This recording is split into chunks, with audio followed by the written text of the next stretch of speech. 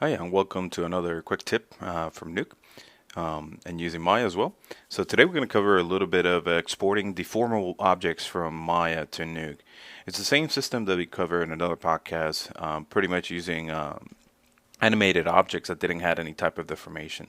But in this case, we have a character that is running pretty much, and we're going to try to export that same deforming character into Nuke so we could use it for other stuff like motion blur, post motion blur, generating other type of passes, and having just physically there so we could do other things with it. So essentially, let's go ahead and start.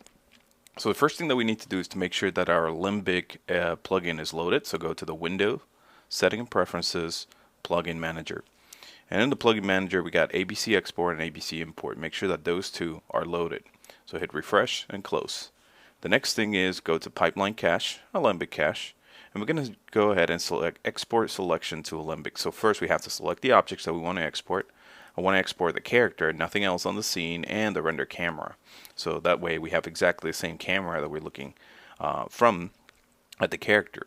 So go to pipeline cache, alembic cache, export selection to alembic, options box. And in this case, I want my sequence 1 through 82. We're using mocap data, so you will see pretty much how that is transferred very nicely. The next thing is renderable only. Of course, the first two, turn them off, and the last one off, and everything in the middle, keep it on.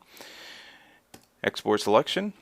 And if you set up your project correctly, pretty much you're going to go ahead and you're going to be in a project, and automatically this folder will be created for you, cache /alembic.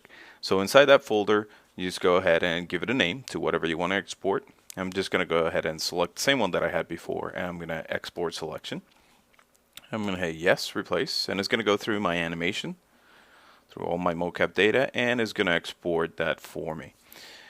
So after that is exported, I'm going to go back and switch to Nuke now, and I have already the texture loaded, so that way we could texture the character. And I'm going to hit R for read and browse to where your cache is located. Again, is going to be in that army man in this case, on my case, and it's going to be on the cache folder alembic. So essentially what you're going to see is your structure, cache, alembic, and then you're going to have the object there. So select the object, hit open, and you're going to get the options. So you're going to see the render camera is there and the army man camera. What I'm going to say is create all in one, and automatically that's going to extract my camera and my read geonode from location. So next thing is in my 3D setup, connect my animation camera to my camera input. Okay, and then the scene is going to be connected to that geometry, and that geo to the texture. All right. So after I have that, I'm just going to hit very quick one of my scanline render so we could see it. There's my character, and it's with the animation and the texture. But the cool thing is that now I have it on 3D, so I could actually look around the character and focus on it. So now we have a full 3D character that we could work with that is inside of Nuke. So let's go ahead and look through the camera, camera 1, and let's take a look. There's our animation. And that's it. That's pretty much how you export a deformable geometry, in this case from Maya to Nuke using the Alembic system. I hope you liked it. Bye-bye.